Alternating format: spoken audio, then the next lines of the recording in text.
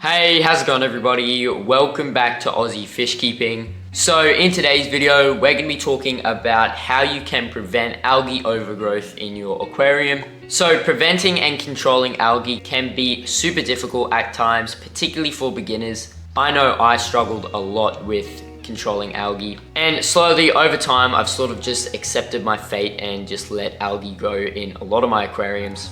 So I will quickly just say, if you do have algae in your aquarium, it's not necessarily a bad thing. It could mean that there is some sort of imbalance in your water, but as long as your fish are looking healthy, then it's generally not that bad to have algae in there. It can become problematic if you're not controlling it, but if you do control it and you are enjoying how it looks, then there's no real reason to be too worried about it. But yeah, if you do want to get rid of it, this video is perfect for you. I'm going to be giving you guys a few strategies to help minimize the amount of algae growth in your aquarium. So without any further ado, let's just jump straight into today's video with the first strategy on our list. So as for the first strategy today, we have maintaining proper lighting. So algae does need light to grow in your aquarium, and most of the time it does form in your aquarium when there's an excessive amount of light. So a super long lighting duration can be one of the reasons that it starts to form. So because of that, you should try and limit the amount of light that your aquarium gets to about 6 to 8 hours a day, and that just helps prevent excessive light that can fuel the algae growth. Another reason that algae may be sprouting in your aquarium is because your light is too intense. So I actually prefer to have relatively low light aquariums. So you'll see these ones behind me, they're not too bright, and the reason for that is because it does just limit the amount of algae that grows in your aquarium. And a lot of the time what you'll see is someone may get like a little 20-liter tank like this, and they'll have a super bright light on it, or the light will be super close to the water,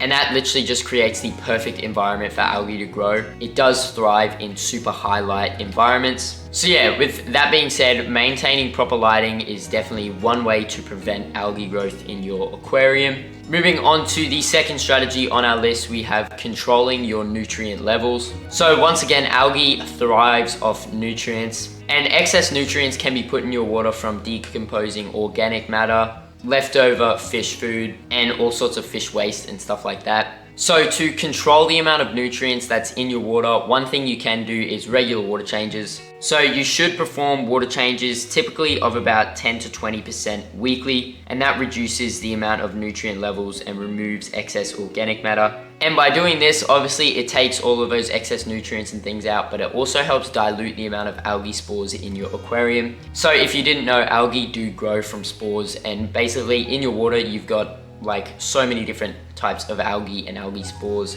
and those generally get in your water from plants or fish or just water from like other water sources, and they only begin to grow once the environment is perfect for them. So yeah, regular water changing is one way you can minimize the amount of nutrients, but the second way is making sure you're not overfeeding your tank. So like I said, excess food can contribute to high nutrient levels. So if you are overfeeding your tank and your fish aren't eating all of their food, that food is just going to be left there to break down and turn into nutrients for your algae. So making sure you're not overfeeding is definitely vital. Another thing you can do is use high quality food. So by using high quality food, it's much easier for your fish to actually digest and turn into energy. And because of that, there's going to be less waste. Whereas if you use a low quality food, your fish can't properly digest it, and there's going to be more waste to turn into nutrients further along the line. So yeah, you want to try and make sure that you are feeding your fish a relatively high quality food, or at least a pretty nutrient rich food. But yeah, with that being said, as long as you make sure you're doing these three things and controlling your nutrient levels, you should find that algae doesn't really grow too much in your aquarium. Moving on to the next way you can minimize the amount of algae, it's maintaining proper filtration. So there's actually a few reasons you want to make sure you have proper filtration. Number one, you want to make sure that your filter is actually effectively removing debris and organic matter out of your water column, just because that sort of stuff does break down and turn into excess nutrients for the algae to thrive off. But you also want to make sure that there's no dead spots in your aquarium. So what I mean by this is, a dead spot is basically an area that doesn't receive any flow, and Usually in those low flow or no flow areas in your aquarium, that's where algae begins to grow, just because it can't really settle and grow in super high flow environments. And you also want to make sure you're regularly cleaning your filter media. So that will obviously increase the efficiency of your filtration. It's just going to make sure it doesn't get clogged and things like that. But also, if you aren't cleaning out your filter or your filter media, that filter media can actually trap algae spores, and those can be pumped straight back into your aquarium and possibly cause algae blooms. So yeah, with that being said, maintaining proper filtration is definitely another way you can reduce the amount of algae in your aquarium. Moving on to the next strategy on our list, and probably my favorite, it's using live aquarium plants. So this one might actually be the most effective in my opinion. It's obviously super cheap and live plants just look pretty cool. So the reason you want to use live plants is because live plants use the exact same things that algae uses to grow. So plants do use nutrients and light, and if you have enough plants in there that any excess nutrients is being used up and any excess light is also being used, then algae doesn't really have a chance at growing in your aquarium. But you do want to make sure you have healthy, strong and robust aquarium plants. So things like Alodia, foxtail, Java fern, Anubias, those sorts of things are super hardy and very effective at using up nutrients and making sure that algae doesn't get a chance to grow in your aquarium. You also want to make sure you're regularly pruning your plants, and the reason for this is because number one, if you're not pruning your plants, leaves can fall off and die, and that can create more nutrients in your water. But also, if you are trimming your plants, it does encourage more growth, which means your plants will be a lot more effective at sucking out any excess nutrients in your water, which makes it a lot harder for algae to grow. So yeah, with that being said, incorporating live plants into your aquarium is definitely another great way to reduce the amount of algae growth. So moving on to our next strategy on our list, we have maintaining proper CO2 levels. So you only really need to do this if you are trying to grow plants in your aquarium, and the reason for that is because without enough CO2 in your aquarium plants aren't able to grow nice and strong. And if your aquarium plants are weak, they're going to be very weak at sucking out nutrients, which gives the algae a chance to grow a lot better in your aquarium. So CO2 is already put into your aquarium from fish respiration and also breaking down organic matter. But if you have a lot of plants in your aquarium, you may want to consider getting some sort of CO2 injecting system,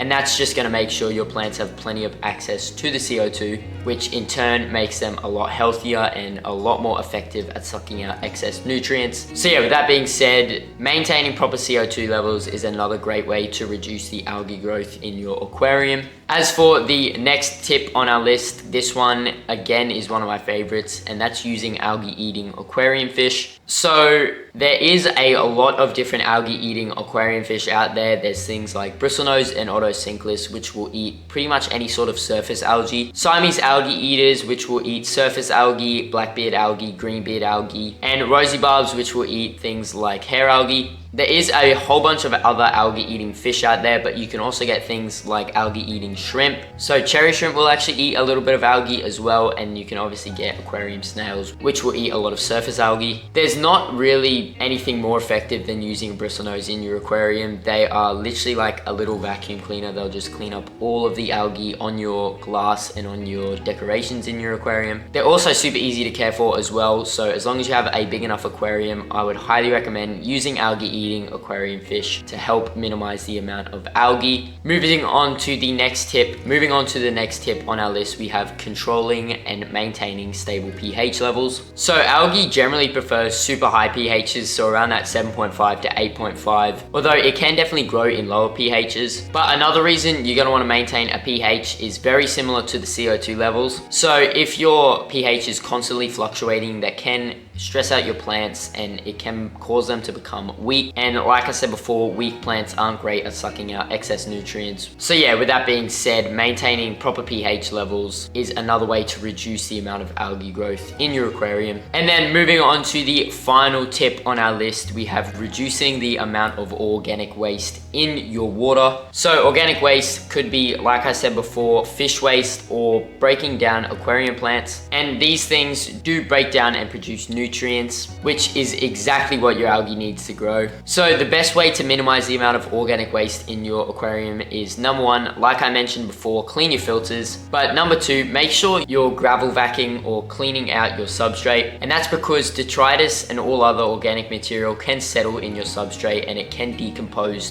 down in your substrate. And most of the time it can almost be invisible. Also make sure you're checking in between like nooks and crannies in between rocks and sticks and wood and stuff in your tank, just because detritus can build up in those little spaces as well. But yeah, with that being said, as long as you're making sure there's not too much organic debris in your aquarium, then you shouldn't have too much troubles with algae growth. So that is actually going to bring us to the end of today's video. I hope you all enjoyed, and I hope this video helps a few of you guys out. So like I said at the beginning of the video, algae isn't really like detrimental to your aquarium. It can smother your aquarium plants, which can ultimately kill them, but it's not really going to be too harmful for your aquarium fish, and a lot of aquarium fish actually benefit from algae a lot. And one of the best examples of that is in this aquarium over here, which you can't actually see, but I'll flash up a video. I've got a massive ball of thread algae, and it literally provides the perfect space for my endlers and cherry shrimp to breed in. So as long as you're controlling it and you're making sure it doesn't overtake your aquarium, then it can actually be super beneficial for your fish. And I have actually made a video on that as well, so I'll leave that link. But yeah, with that being said, if you did enjoy today's video, please make sure to go down and subscribe. And while you're down there, smash the like button and comment your thoughts on today's video. I always love going down there and reading them all, and I try to reply back to as many comments as I can. Also, if you haven't done so already, make sure to go check out my website, aussiefishkeeping.com. I've got all sorts of fish, botanicals, and other aquarium products on there. But yeah, with that being said, I hope you all enjoyed, and I'll see you all in that next video.